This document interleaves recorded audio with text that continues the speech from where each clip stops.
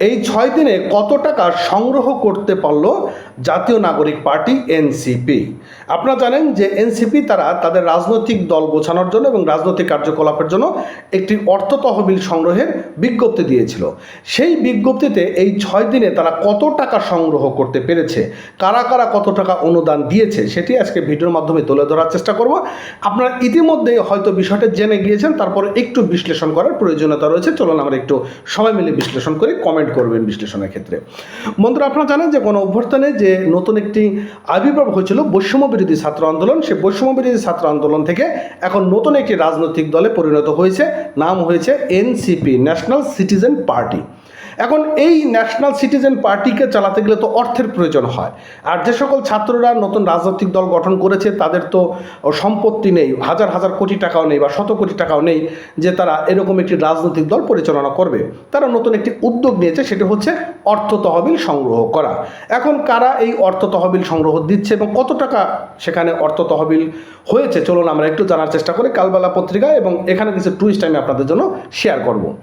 জাতীয় নাগরিক party NCP crowd fielding কার্যক্রম আপনার অনুদানে আগামী বাংলাদেশ, এরকম একটি তারা ভীষণ চালু করেছে বা স্লোগান দিয়েছে। ঈদের ছুটির মাঝেও ব্যাপক সাড়া ফেলেছে। এই সময়ে বাংলাদেশের বসবাসরত 3,000-এর বেশি মানুষ এনসিপির অ্যাকাউন্টে টাকার অনুদান পাঠিয়েছে। গত বুধবার অর্থাৎ 4 জুন বিকেলে রাজধানীর বাংলা মোটরে দলটির অস্থায়ী কার্যালয়ে আর্থিক নীতিমালা ঘোষণা এবং ক্রাউড ফিল্ডিং কার্যক্রমের ঘোষণা দেন এনসিপির সদস্য সচিব আক্তার হোসেন। আর 5 জুন আনুষ্ঠানিকভাবে এমন কার্যক্রম শুরু হয়।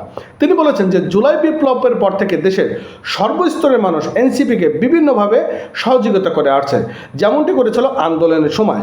এরই পরিপ্রেক্ষিতে অনুদান গ্রহণের সিদ্ধান্ত নেওয়া হয়েছে। বুধবার অর্থাৎ 11 জুন ক্রাউড ফিল্ডিং কার্যক্রমের অগ্রগতি নিয়ে নিজের ফেসবুক আইডিতে একটি স্ট্যাটাস দিয়েছেন দলটির যুগ্ম সদস্য সচিব অর্থাৎ কোষাধ্যক্ষ SM সাইদ মোস্তাফিজ। তিনি একটি সেখানে পোস্ট করেছিল যে অর্থ সংগ্রহ ক্ষেত্রে, এবং সেখানে তারা বেশ কিছু অর্থ চেয়েছিল যাতে তারা রাজনৈতিক দল কার্যক্রম করতে পারে। এবার আসেন যে আসলে তারা কত টাকা সংগ্রহ করতে পেরেছে সেটি আজকে আমরা এখন জানতে যাচ্ছি। পোস্টে তিনি লিখেছেন যে 5 জুন থেকে Bangladesh national citizen party NCP এর ক্রাউড ফান্ডিং আপনার কার্যক্রমে আপনার অনুদানে আগামীর বাংলাদেশ আনুষ্ঠানিকভাবে শুরু হয়েছে। আমরা অত্যন্ত আনন্দের সাথে জানাচ্ছি ঈদের এই সরকারি ছুটি বন্ধে ব্যাংকসহ অন্যান্য কার্যক্রম যেখানে বন্ধ, সেখানে বাংলাদেশের বসবাসরত 3,265 নাগরিক সর্বমোট 13,81,810 টাকা অনুদান দিয়েছে। তিনি লিখেছেন আমাদের ওয়েবসাইটের মাধ্যমে 7,66,000 টাকা আসছে, সিটি ব্যাংকের মাধ্যমে 4,94,214 টাকা আসছে, ইসলামী ব্যাংকের মাধ্যমে 1,17,598.41 টাকা অনুদান পেয়েছে এই এনসিপি।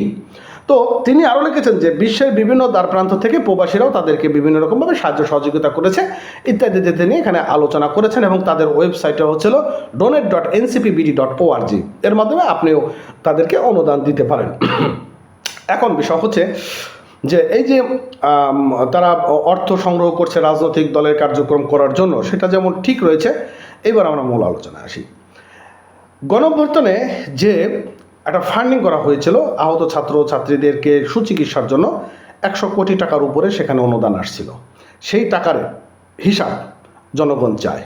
আপনাদের যেরকম এই টাকাটা সবাই অনুদান দিয়েছেন, এই টাকাটার হিসাব যেমন আপনারা দিয়ে দিয়েছেন, এটা খুবই ভালো, কিন্তু জুলাই গণঅভ্যুত্থানে আহত ছাত্রীদের যে 100 কোটি টাকার উপরে ফান্ডিং হয়েছিল সেটার হিসাব এদেশের জনগণ চায়, এবং অবশ্যই আপনারা এই হিসাবগুলো পাই টু পাই দিয়ে দেবেন।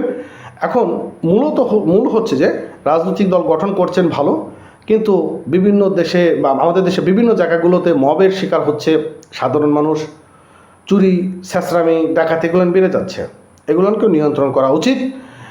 পাশাপাশি আমরা দেখতে পাচ্ছি যে বিভিন্ন জায়গাগুলোতে চাঁদাবাজি চলছে, এগুলো আপনাদের নিয়ন্ত্রণ করা উচিত। রবীন্দ্রনাথ ঠাকুরের যে বাড়িতে সেখানেও আক্রমণ চালিয়েছে এক দল জনতা, সেখানেও আপনাদেরকে লাগাম টানা উচিত। শুধু রাজনৈতিক দল গঠন করার জন্যই তো এরকম গণ অভ্যুত্থান হয়নি, এখানে তো মানুষের বাক স্বাধীনতার জন্যই গণ অভ্যুত্থান হয়েছিল, কিন্তু বাক স্বাধীনতা কিন্তু আগের থেকে হরণ হয়েছে, সেটাও কিন্তু স্পষ্ট করে আপনাদেরকে বিষয়টা বলে দিচ্ছি, কারণ এখন মুখ খুললেই মবের শিকার হতে হচ্ছে। আমার একটা ফেসবুক স্ট্যাটাসে আমাকে বেশ ভালোভাবেই মব করা হয়েছে, তো যাই হোক আমাকে কিছু করতে পারেনি বা পারবেও না, কারণ আমি কোনো রাজনৈতিক দলের সাথে সম্পৃক্ততা না, কোনো রাজনৈতিক দলে তেলবাজিও করি নাই। কিন্তু বিষয়টা হচ্ছে যে এটা কিন্তু খুবই একটা খারাপ বিষয়। এটাকে কিন্তু এই এনসিপির বিষয়টা মাথায় রাখতে হবে যে আপনারা রাজনৈতিক দল গঠন করতেছেন, আগামী দিনে ভবিষ্যৎ দেশ পরিচালনা করবেন, কিন্তু বৈষম্য যেটা, সেই বৈষম্য কিন্তু থেকেই যাচ্ছে।